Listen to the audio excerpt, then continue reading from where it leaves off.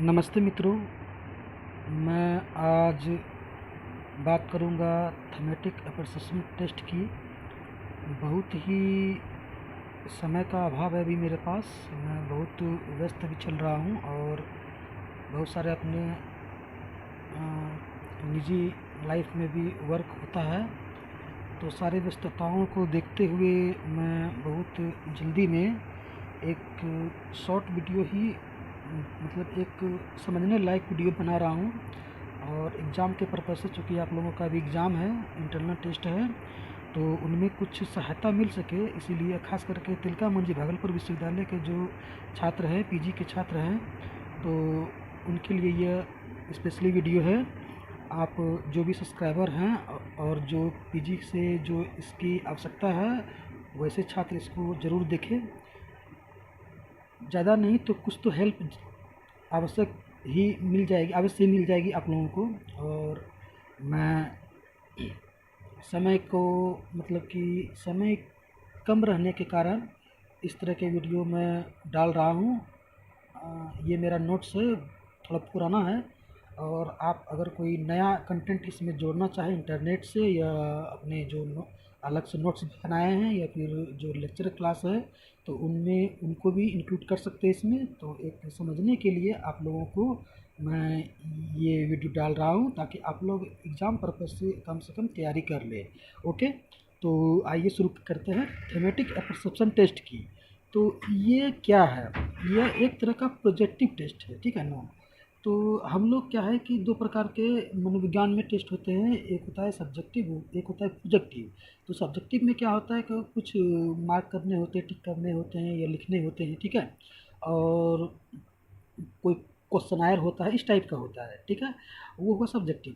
एक होता है कि प्रोजेक्टिव टेस्ट। तो प्रोजेक्टिव में क्या होता है कि आप जो है किसी भी चीज़ को देख करके उसको प्रोजेक्ट करते हैं अपने अंदर की बात को, ठीक है। यानी कि अपने अपने बातों से या अपने लिखावट से जो आपका मतलब जो भी आपके ऊपर टेस्ट किया जा रहा है, तो आप उसके माध्यम से एक प्रोजेक्ट कर रहे हैं कि ये सारा चीज़ है।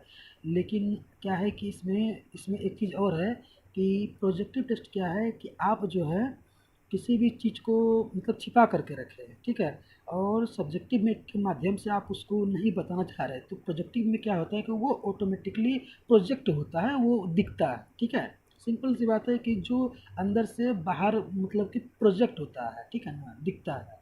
उस तरह के टेस्ट को क्या बोलेंगे हम? Projective test. तो थेमेटिक एप्रेसिएशन टेस्ट जो है, इसका शॉर्ट है TAT, इसको बोलते हैं। तो ये क्या है? प्रोजेक्टिव टेस्ट है, राइट। अब आगे आते हैं नेम ऑफ द टेस्ट। तो इसका नाम तो पहले हम कर चुके हैं, थेमेटिक परसेप्शन टेस्ट यानी TAT, राइट। सेकंड पॉइंट है पर्पस ऑफ द टेस्ट, ठीक है। पर्पस यानी उद्देश्य। इस उद्देश्य का, इस जो टेस्ट हम कर रहे हैं, इसका उद्देश्य क्या है? ठीक है, to measure the personality of the testee, यानी कि टेस्टी का जो है हम पर्सनालिटी को मेजर कर रहे हैं, राइट। यानी कि जो मेरा मतलब कि सब्जेक्ट है, उसका जो है हम मतलब कि उसके जो व्यक्तित्व है, इस टेस्ट के माध्यम से हम मापेंगे बाय यूजिंग TAT कंस्ट्रक्टिव, यानी कि इसको यूज करते हुए, यानी कि थेमेटिक परसेप्शन टेस्ट के जो कि बनावट है या जो उनका टेस्ट है, उसको हम इस्तेमाल करते हुए हम अपने टेस्टी का जो है पर्सनालिटी का मापन करेंगे, राइट। अब क्या है? डिस्क्रिप्शन ऑफ द टेस्ट, यानी कि टेस्ट के बारे में एक तरह से इंट्रोडक्शन जो हम लिखते थे ना, तो वही है डिस्क्रिप्शन ऑफ द टेस्ट, उसके बारे में लिखना। तो व्यक्तित्व के मापन के लिए प्रोजेक्टिव मेथड के अंतर्गत थेमेटिक परसेप्शन टेस्ट का प्रमुख स्थान, यानी कि एक तरह से इसको पूरा याद नहीं करना। देखो, एक बात मैं कहना चाहूँगा अपने सारे स्टूडेंट से कि कोई भी चीज़ जो है ना, रटे नहीं, ठीक है ना, उसको एक इजी वे में याद करें। अब इतना लाइन याद करने की कोई आवश्यकता नहीं। इसमें मुख्य चीज़ क्या है कि प्रमुख स्थान है। तो किसके अंतर्गत है? प्रोजेक्टिव मेथड के अंतर्गत है। क्या? TAT। सिंपल बात है। जो मैंने पहले कहा कि ये किस प्रकार का टेस्ट है? प्रोजेक्टिव टेस्ट है, राइट। तो प्रोजेक्टिव टेस्ट के अंतर्गत TAT क्या है? प्रमुख स्थान रखता है। बस सिंपल सी बात है, प्रमुख स्थान है ये। यानी कि ये एक होता है ना कि अपने सारे दोस्तों में आप सबसे पहले किसको रखेंगे, तो वही बात होती है यहाँ पर, ठीक है ना। जैसे बहुत सारे दोस्त होते हैं, लेकिन जो बेस्ट फ्रेंड होता है वो एक ही होता है या दो होते हैं, राइट। तो वो इसी जस्ट टाइप ये है, ठीक है ना। प्रोजेक्टिव मेथड के अंतर्गत क्या है, इसका प्रमुख स्थान है, बस इस तरह से याद करना है, एकदम सिंपल मतलब लैंग्वेज में और सिंपल कोडिंग में, ठीक है ना। सिंपल कोडिंग करना है, कॉम्प्लेक्स कोडिंग नहीं करनी है, राइट। तो यह यानी कि टीएटी जो है प्रोजेक्टिव टेक्निक के कंस्ट्रक्शन टेस्ट मेथड के अंतर्गत सबसे प्रमुख टेस्ट माना गया है। बस वही बात है, पहला जो है प्रमुख स्थान है, एक लाइन को दो लाइन इसमें कर दिया गया है, ठीक है ना। यानी कंस्ट्रक्टिव टेस्ट मेथड के अंतर्गत क्या है, ये प्रमुख टेस्ट माना गया है इसको, राइट। अमेरिका के हार्वर्ड साइकोलॉजी क्लिनिकल के अध्यक्ष हेनरी अलेक्जेंडर मर्रे, ठीक है। हमको ये याद रखना है कि अमेरिका के कौन से की जो इंस्टीट्यूट है, हार्वर्ड साइकोलॉजिकल क्लिनिक, ठीक है, के अध्यक्ष हेनरी अलेक्जेंडर मर्रे, राइट, ने कुछ सहयोगियों के साथ मिलकर 1935 में इस परीक्षण पर कार्य आरंभ किया। इसमें तीन चीज़ें याद रखनी इस लाइन में। पहला याद रखना है कि अमेरिका में एक मतलब कि संघ है, संस्था है, इसका नाम है हार्वर्ड साइकोलॉजिकल क्लिनिक, ठीक है। उसके एक अध्यक्ष हैं, एक आदमी है जो अध्यक्ष हैं, उसका नाम क्या है, हेनरी अलेक्जेंडर मर्रे। उन्होंने अपने सहयोगियों के साथ मिलकर क्या किया है, एक परीक्षण आरंभ किया। कब किया, 1935 में। तो तीन चीज़ें याद रखनी, अमेरिका में एक संस्था, एक संघ, एक क्लिनिक, उसका नाम क्या है, हार्वर्ड साइकोलॉजिकल क्लिनिक, और उसके अध्यक्ष कौन है, दूसरी बात हेनरी अलेक्जेंडर मर्रे, और तीसरी बात क्या है, कब किया गया है ये मतलब कि परीक्षण 1935 में। बस तीन बातें याद रखें, ये लाइन अपने आप याद हो जाएगी। याद करने के कुछ तरीके होते हैं, आप लोग तरीके को विकसित कीजिए, ठीक है ना। और ख़ास करके एमए के स्टूडेंट से यह आशा रहेगी कि आप लोगों में यह एक एबिलिटी होनी चाहिए कि कोई भी चीज़ को कोडिंग बहुत आसान तरीके से कर सके, ताकि आप लोग मेमोरी में भी ये पढ़े होंगे कि किस तरह से मेमोराइज किया जाता है। तो खास करके मनोविज्ञान के छात्र जो उसको कोडिंग करने में दिक्कतें नहीं होनी चाहिए, क्योंकि वो इसमें विशेष एक्सपर्ट रखते हैं कि किस तरह से चीज़ों को मेमोराइज किया जाता है, राइट। तो अब क्या है, और अपने जितने भी पहले पढ़े कि परसेप्शन कैसे किया जाता है, या फिर परसेप्शन के क्या क्या टर्म होते हैं, ठीक है ना, फिर अटेंशन कहाँ होता है, तो वो सारी चीज़ों को जब आप अप्लाई कीजिएगा तो ये मेमोराइज हो जाएगा, राइट है। अब आगे आते हैं, इस परीक्षण पर कार्यारंभ किया और अपने सहयोगी, तो उसका सहयोगी कौन है, मॉर्गन। मॉर्गन उसका पूरा नाम है क्रिस्टियना डी मॉर्गन, ठीक है, के साथ मिलकर सर्वप्रथम 1935 में ही method for investigating fantasies thematic perception test, यानी इसका पूरा नाम हुआ, ठीक है ना, के नाम से प्रकाशित किया, ठीक है ना, राइट है। अब क्या है, मर्रे के अन्य सहयोगियों में मॉर्गन के साथ सैमुअल थाल भी प्रमुख है। अब एक है मर्रे, राइट, एक है मॉर्गन, उसमें भी एक तीसरा पर्सन आया है, वो है सैमुअल थाल। तो सैमुअल थाल का नाम इसमें क्यों छूटा, ठीक है, उसका कारण है क्योंकि इन दोनों ने ही टीएटी परीक्षण में व्यवहार किए चित्रों में अधिकांश को अपने हाथों से स्वयं रेखांकित किया है। यानी कि उन्होंने जो विकसित किया इस टेस्ट को, ठीक है ना, उसमें जो चित्र के माध्यम से हम किसी चीज़ को प्रोजेक्ट करने के लिए अपने टेस्ट पर ये आजमाएंगे, राइट है, ठीक है। तो उसको जो वो चित्र जो बनाया गया था, उनमें सैमुअल थाल ने भी अपना सहयोग किया था चित्र को तैयार करने में, राइट, इसीलिए इनका नाम आता है। बस इतना ही याद रखना है, ठीक है। इसके बाद 1938 में थेमेटिक परसेप्शन टेस्ट को थेमेटिक परसेप्शन टेस्ट को एक्सप्लोरेशन ऑफ पर्सनालिटी नामक पुस्तक में विस्तृत व्याख्या के साथ प्रस्तुत किया गया। सिर्फ पॉइंट याद रखना है, क्या, एक्सप्लोरेशन ऑफ पर्सनालिटी नामक एक पुस्तक है, बस यही याद रखना है, और व्याख्या करना ये सब वर्ड जो है ना ऑटोमेटिक याद हो जाएगा कि ये लिखना है, ठीक है, राइट है। मर्रे में मर्रे के थेमेटिक परसेप्शन टेस्ट का तीसरा और अंतिम संशोधित रूप 1971 में आया, ठीक है। यानी कि इसमें देखना है कि तीसरा जो संशोधन हुआ, जो सुधार हुआ, संशोधन मतलब होता है उसमें सुधार करना, तो 1971 में आया, इसको याद रखना है बस, और कुछ नहीं याद रखना, ये सारा लाइन ऑटोमेटिक लिखा जाएगा, राइट है। अब क्या है कि इन्होंने टीएटी के प्रमुख प्रभाव का अध्ययन व्यक्तित्व के अन्य मापन विधियों के साथ किया, और चित्रों के अंतिम चयन में उन्होंने डॉक्टर रेपापोर्ट, सैनफोर्ड, साको, चूँकि इंग्लिश में लैंग्वेजेस क्या होता है कि अमेरिकन मतलब कि जो अमेरिकन लैंग्वेज इंग्लिश का और मतलब कि ब्रिटिश लैंग्वेज इंग्लिश का दोनों में अंतर होता है। और इंडियन का जो है ना वो बहुत सारा अंतर होता है, और हम लोग ज़्यादा वैसे है नहीं कि इंग्लिश को मतलब कि एक्सपर्टली बोल पाएँ, ठीक है। तो जो भी है समझ जाइए आप लोग, ठीक है। का सहयोग लिया। टेस्ट के लिए कुल 30 चित्रों को चुना गया आरंभ में, ठीक है।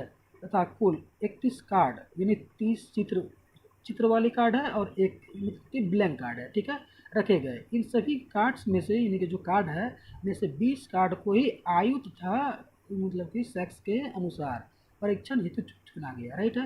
यानी कि 30 कार्डों को उन्होंने तैयार किया, एक ब्लैंक रखा, ठीक है, 31 कार्ड को रखा, उनमें से एक ब्लैंक रखा, और जो 30 में से है उसमें से 20 कार्ड को उन्होंने चुना आयु के हिसाब से और सेक्स के यानी कि यौन के हिसाब से, पुल्लिंग है या स्त्रीलिंग उसके हिसाब से चुना गया, ठीक है।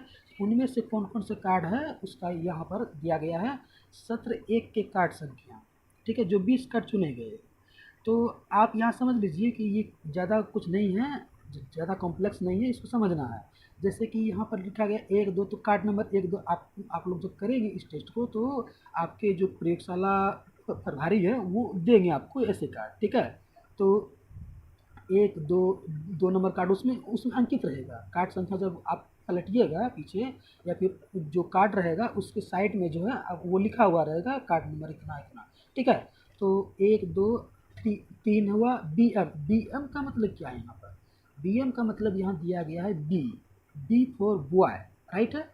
और एम का मतलब क्या है यहाँ पर? मेल, यानी कि मेल के लिए, यानी कि ये 6 नंबर का जो कार्ड उसमें जो बी एम लिखा रहेगा उस कार्ड पर, तो उस कार्ड को हमको अप्लाई करना है। जो मेरा जो टेस्टी है वो अगर लड़का है या मेल यानी कि पुरुष है तो 6 नंबर के बी एम वाले कार्ड को हम लड़कों पर या पुरुष पर अप्लाई करेंगे, राइट है, ठीक है। उसी तरह से 6 GF अगर लिखा हुआ रहेगा जिस कार्ड में, अगर हमारा टेस्टी जो है वो लड़की है या महिला है तो उसको हम 6 GF वाले कार्ड को हम अप्लाई करेंगे, ठीक है। तो यही है इसमें, और बाकी बात वही है, BM 7 BM है, 6 GF है, 8 BM है, 8 GF है। तो ये सारे यानी कि 6 7 8 9 ये चारों जो कार्ड है वो लड़कों पुरुषों के लिए अलग है और लड़की महिलाओं के लिए अलग है, ठीक है। तो उनको अप्लाई करना है। और 10 नंबर कार्ड है जो वो कॉमन है, ठीक है।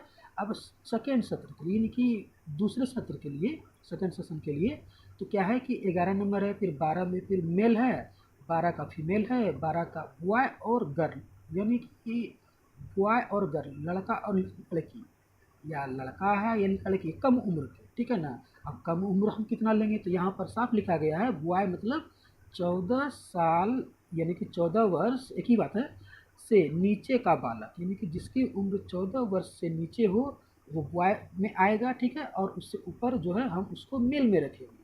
गर्ल में भी वही बातें हैं, जो 14 वर्ष से नीचे आएगी तो वो लड़की लड़की की श्रेणी में रखेंगे, और जो 14 वर्ष से ऊपर जिसकी उम्र होगी तो उसको हम महिला के श्रेणी में रखेंगे, ठीक है। तो ये वही चीज़ है, यहाँ पर ये समझना है, इसको देख के घबराना नहीं, ये कोई बड़ी बात नहीं है, बस इस टर्म को समझना है कि बी का मतलब बॉय होता है, मेल एम का मतलब मेल होता है, जी का मतलब गर्ल होता है, एफ का मतलब फीमेल होता है, ठीक है, राइट है। अब इसी तरह से आप अरेंज कर लीजिएगा, जब भी आप सत्र एक के लिए कीजिएगा तो उसके लिए ये कार्ड अप्लाई कीजिएगा, सेकंड सत्र में कीजिएगा तो उसमें ये कार्ड अप्लाई कीजिएगा, ठीक है। अब हम आगे आते हैं, हम इस वीडियो को बहुत तेज़ी से बना रहे हैं, आप लोग समझ जाइएगा, ठीक है ना। और हमें उम्मीद है कि आप लोग को एग्ज़ाम में बहुत सहायता मिलेगी, और ज़्यादा नहीं तो कुछ तो सहायता मिल ही जाएगी, इसमें कोई दो मत नहीं है। आप लोग इसको बढ़िया से सुन लीजिएगा एक दो बार और देख लीजिएगा, बस मेमोराइज करने की कोशिश कीजिए, कोडिंग डिकोडिंग आपको अच्छे से आ जाए, ये मायने रखता है किसी भी एग्ज़ाम में, ठीक है ना। तो टीएटी में दो शब्द आते हैं, थेमेटिक और एपरसेप्शन, ठीक है। यानी कि थेमेटिक एपरसेप्शन टेस्ट, तो टेस्ट तो हम कर ही रहे हैं, ठीक है। तो इसमें से दो मुख्य वर्ड क्या आते हैं, टी फॉर थेमेटिक और ए फॉर एपरसेप्शन, ठीक है। इसका निर्माण क्रमशः थीमा तथा एपरसेप्शन से हुआ है, ठीक है।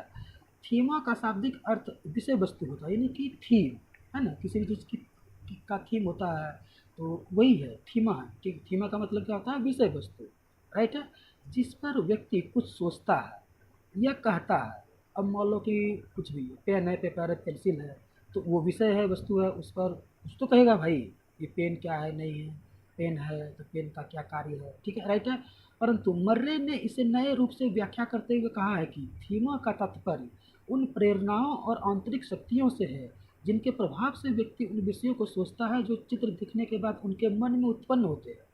अब कोई कह दे कि पेन बहुत अच्छा है, पेन है, लेकिन वो कह दे कि पेन बहुत ही अच्छा है, कलम बहुत अच्छी है, ठीक है।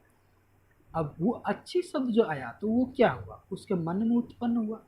अब हम दुकान जाते हैं किसी भी दुकान में, और कहते दुकानदार बहुत सारे कंटेंट को रखता है, जैसे हमको कॉपी लेनी है कोई, तो बहुत सारे कॉपी को रखता है, लेकिन हम उसमें से एक को हम चूज करते हैं, तो क्या करके चूज करते हैं, ये मेरे लिए अच्छी है, ठीक है। तो वो जो अच्छी शब्द आया तो क्या हुआ, मन में उत्पन्न हुआ। तो वही चीज़ यहाँ जो है, मतलब कि ये क्या कहते हैं, मर्रे ने इसको नए रूप में व्याख्या करते हुए कहा कि थीमा क्या है, उसका मतलब है कि जो आंतरिक शक्ति है, उनके प्रभाव से जो व्यक्ति अब मतलब कि जो है वो विषयों को सोचता है, ठीक है। यानी कि जो अंदर की जो छिपी हुई शक्ति है, उसके प्रभाव से व्यक्ति किसी भी विषय के बारे में सोचता है, और चित्र को देखने के बाद उसके मन में उत्पन्न होता है, ठीक है। तो वो क्या है, थीमा है। और एपरसेप्शन का मतलब क्या है, आत्मबोध, ठीक है, या आत्मचेतना। यानी कि आप आपका जो है ना आत्मचेतना, ठीक है ना, यानी कि सेल्फ कॉन्शियस इसको बोल सकते हैं, होता है, ठीक है। अर्थात यहाँ पर प्रयोग द्वारा थीमा का आत्मबोध कहते हैं, यानी कि वो क्या चीज़ है, वो मतलब कि एक जो सोचता है विषय के बारे में, उसका उसको आत्मबोध हो जाता है, ठीक है। तो यही चीज़ है यहाँ पर। अतः इन्हीं अर्थों में मर्रे ने अपने परीक्षण को थीमेटिक परसेप्शन टेस्ट का नाम दिया, ठीक है। और एग्ज़ाम में जहाँ तक आप लोग पॉइंट वाइज बना कर लिखे, ऐसे नहीं लिखे, ठीक है ना, समय का वहाँ पर अभाव रहेगा, और आपको मेन टेस्ट करना है। और आप इंट्रोडक्शन में या डिस्क्रिप्शन ऑफ टेस्ट में जो है ज़्यादा समय नहीं लगाए, उसको पॉइंट वाइज लेके जो मुख्य बिंदु है उसको लिखे, जो आपके जो मतलब कि इंटरव्यू होंगे, तो जो उसके उसका जो वाइवा होगा। अब वाइवा और इंटरव्यू में क्या अंतर है हम बाद में बताएंगे, बस एक समझ जाइए कि जो आपसे प्रश्न पूछे जाएंगे तो उनका जो है वो आपको मोटा मोटी आपको बताना है, ठीक है। तो आगे आते हैं। टेस्ट का भारतीय परिप्रेक्ष्य में रूपांतरण डॉक्टर उमा चौधरी ने किया, ठीक है, कब किया, 1984 में किया। इसको याद रखना है क्या कि इस टेस्ट का जो मतलब इंडियन इंडियन जो है वो वर्जन किसने तैयार किया, डॉक्टर उमा चौधरी ने किया, राइट है। कब किया, 1984 में, ठीक। क्योंकि मौलिक मौलिक टीएटी भारतीय संस्कृति का अनुकूल नहीं था, क्योंकि साइकोलॉजी का विकास जो है वो वेस्टर्न कल्चर में हुआ है, ठीक है। और ख़ास करके अमेरिका वगैरह में हुए हैं, ठीक है। तो जब वो इंडियन कल्चर में आएगा तो डिफरेंट होता है, क्योंकि हम लोग कल्चर से ये कल्चरल साइकोलॉजी भी कुछ जानते हैं और उसके बारे में समझ भी रहे हैं, ठीक है ना, कि सांस्कृतिक मनोविज्ञान क्या है। तो हम लोग इस बात को भी समझ गए होंगे कि यहाँ पर डिफरेंस क्यों आया। उमा चौधरी को क्या आवश्यकता पड़ गई कि उन्होंने मतलब कि भारतीय वर्जन मतलब कि इंडियन वर्जन को वो रेडी किया, ठीक है। तो जो इंडियन वर्जन को उन्होंने बनाया, तो कब बनाया, 1984 में। और क्यों बनाया, क्योंकि भारतीय संस्कृति के अनुरूप वो नहीं था, उसको भारतीय संस्कृति के अनुरूप कार्ड को अलग से चुना गया, और जो मतलब यहाँ एक्सेप्टेबल हो, ठीक है ना। जो कि कोई होता है ना कि किसी भी टेस्ट में मतलब कि जो एक्सेप्ट ना कर पाए आदमी, जो समझ ही ना पाए, तो वैसे ही चीज़ को रखने से क्या फ़ायदा। तो संस्कृति के अनुरूप ये चेंज होते रहता है। हो सकता है कि जो शेड्यूल ट्राइब के जो एरियाज है वहाँ का कल्चर डिफरेंट है, हो सकता है कि इसमें से बहुत सारे कार्ड जो है वो डिफरेंट कार्ड वहाँ पे यूज करना पड़े इस टेस्ट के लिए। तो आप जब पीएचडी कीजिएगा इनमें से कोई बच्चे, तो जब आपका पीएचडी में मतलब कि जब आपको टूल्स तैयार करने होंगे, तो उसमें से आपको इस टाइप के भी आपको तैयार अपने से करना होगा। तो उसी में से एक है डॉक्टर उमा चौधरी, उन्होंने मतलब कि इंडियन वर्जन में इनको तैयार किया, राइट है। इनमें क्या किया उन्होंने कि कुछ कार्ड में परिवर्तन तथा सुधार करके कुल 13 कार्ड का चयन किया, वहाँ 20 कार्ड था, राइट है। यहाँ क्या है, 13 कार्ड है, जिनमें से 10 कार्ड की सहायता से टीईटी का परीक्षण भारतीय संदर्भ में संभव हो पाया, यानी कि 13 कार्ड में से 10 कार्ड पर ही हम परीक्षण करेंगे, ठीक है। और एग्ज़ाम में इतना नहीं आएगा, 10 कार्ड नहीं आएगा, 5 आ सकते हैं, 3 आ सकते हैं। और अगर ज़्यादा समय अगर देंगे वो, अगर पर्याप्त समय देंगे एग्ज़ाम में, तो आपको 10 कार्ड भी दे सकते हैं। इसके लिए भी तैयार रहना है। तो आप घबराएँ नहीं, एक बस कैसे सैंपलिंग करना है और कैसे स्कोरिंग करना है आगे बताएँगे। तो लंबा ना हो जाए वीडियो, इसको हम जल्दी ख़त्म करना चाहेंगे, उसके बाद हम आगे बताएँगे इसके अगले पार्ट में। और अगला पार्ट का तुरंत ही हम डालेंगे वीडियो, ठीक है, अलग-अलग करके। उपयोगिता, तो टीएटी व्यक्तित्व के व्यापक अध्ययन के लिए अत्यंत उपयोगी हैं। ये सामान्य व्यक्ति के अलावा बिहेवियरल, ठीक है, डिसऑर्डर्स, ठीक है, साइकोसोमेटिक इलनेस, ठीक है, सॉरी इसको थोड़ा स्पष्ट नहीं है, साइकोसिस तथा साइकोन्यूरोसिस के अध्ययन में भी अत्यंत उपयोगी है। यानी कि मनोदैहिक और जो है साइकोन्यूरोसिस, उसके अध्ययन में भी आप ये बहुत ही उपयोगी माना गया है इसको, ठीक है ना। जो क्लिनिकल साइकोलॉजी अगर लिए हैं तो टीएटी जो है, टीएटी का उपयोग वहाँ पर अधिक होता है उस क्षेत्र में, ठीक है। इस तरह से इसको एक पॉइंट में आप मतलब लिख सकते हैं, ठीक है। टीएटी के को व्यवहार मनोविश्लेषण के पहले